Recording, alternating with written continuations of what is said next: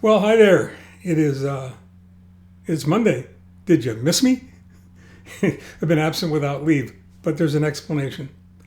Um, Today is Monday. It is the 2nd of December, uh, middle afternoon. It is Journal 242, and I got to think about this for a minute. It is T plus 244, but I'll know for sure tomorrow. The last 3 days have been a blur, and I'll explain that. Um, it was time for me to upgrade computers.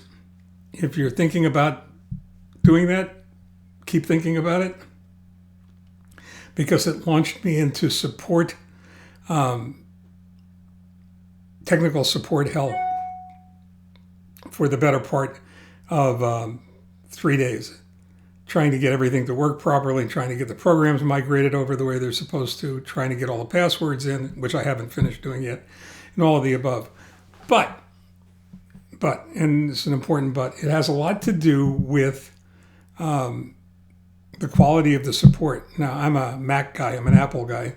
I was a Mac Apple guy, and then I went and became a PC guy, and then I went back to Mac, and I'm really thrilled with that. I have kudos to Apple, Apple Care support. They are the best and got me through all of my problems, even with programs and companies that were much less responsive. So it's been a support call hell 3 days, and then I decided, on top of everything, I couldn't stand the way my office looked, and I cleaned it up, much to my wife's chagrin. Actually, that's not true. She really is thrilled. Leslie's thrilled that I cleaned it up, but as always, she was suggesting that perhaps my timing could have been better, and and I'm sure that it could have. I'm very visual, very right-brained. Leslie is very organized, very analytical, very left-brained. So you can imagine the difference. And we share an office. That's her desk behind me, that roll top. It's incredibly neat and clean, and mine is the antithesis. But anyway, getting back to the support calls, because it's really kind of important. It takes patience. It takes understanding. It takes knowledge, skill, ability, empathy. You probably get the idea from that. And I know of what I speak because for a number of years I did West Coast support calls remotely for all the calls that came out of a technical nature for a major quick service lube chain west of the Mississippi. And again, thank you, Ken, if you ever see this. So I know what it's like to be on the other side of that call, and I know what it's like to deal with the frustration and to deal with the anxiety that's associated with knowing that your call, the moments that you spend on the telephone with whoever it is you're talking to, are going to be the difference between success and failure, between happiness and despair, and between profit and loss in general. It would be better if people called before they went into support hell, but people don't always do that. I've cautioned and counseled everyone I know that the time to see an accountant or an attorney or even a doctor is before you need them, so that they have a baseline. They know what they're dealing with, and certainly that's true of attorneys and accountants. Much better to spend money with a good accountant and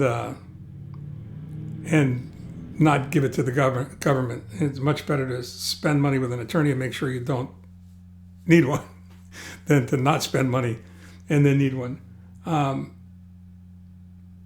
It can also mean the difference between a really powerful and positive experience and just an awful, gut-wrenching, frustrating, rageful interaction. And I had a couple of those, especially a couple of chats with people offshore who were hideous beyond, and I use that word advisedly, beyond the fact that they were capable of reading a script. And the most frustrating thing about all of this is that I actually wound up fixing two of the problems that I was having myself. with the guidance, the initial guidance of somebody from AppleCare, and who got me started in the right direction. And that part of it worked out really, really well.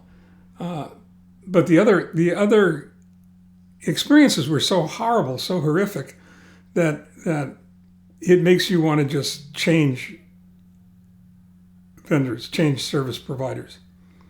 And then I think that's sort of a precursor to everything that goes on in life, isn't it? I mean,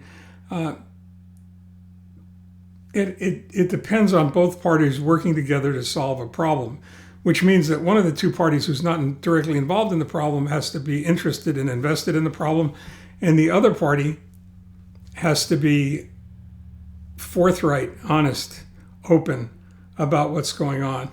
And that's not always the case. And if you're going to be involved in a call like that, you've got to start the sentence with "I." We've talked about that before. You've got to recognize what you bring to the party, what you bring. If you're the person on the receiving end of the support, you have to start the sentence with "I" and recognize that the guy on the other end of the phone is trying to help you, not hurt you.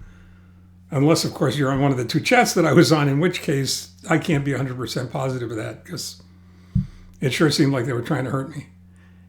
So, but we got it done, and we're still trying to iron out some difficulties, because I'm coming to you from the old computer, not the new one, because for whatever reason, the new one, the software is problematical, and we're dealing with that right now, but we'll figure it out. I'm sure that I'll get it taken care of. But it's something to think about, because it has to do with communication.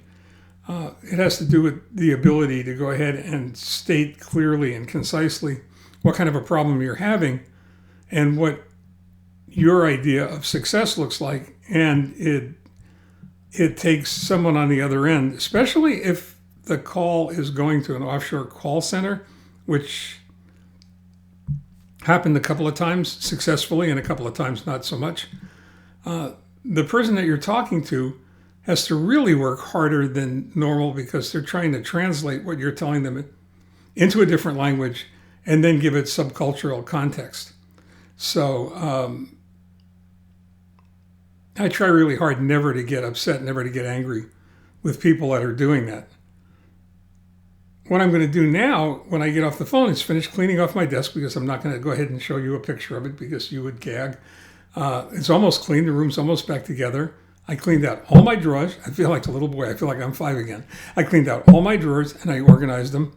And I cleaned out all of the cupboards and all of the bookcases, and I organized them. You know, our son Ryan used to do that on his own when he was a little guy. He disappeared, like walk in on a Saturday or Sunday or whatever. We were staying home, and I'd walk in and I'd say, "Leslie, where's Ryan?" And then we'd find him in his room, and he'd have everything taken out, and he'd be organizing everything just perfectly. I skipped that gene. He got it because I didn't. In any case, I'm going to go back to work on that. It's good to see you all again. I hope you had a wonderful Thanksgiving. There's certainly so much to be thankful for. I'm grateful for all of you. And tomorrow is a clinic day, so hopefully I'll get some information on the GVHD. The rash seems to be abating somewhat, which is good. And I'm feeling better. The sores in my throat are gone. The ones inside my mouth are almost gone. Hopefully that'll take care of everything for us. In the meantime, stay well. Take care. Love you all very much.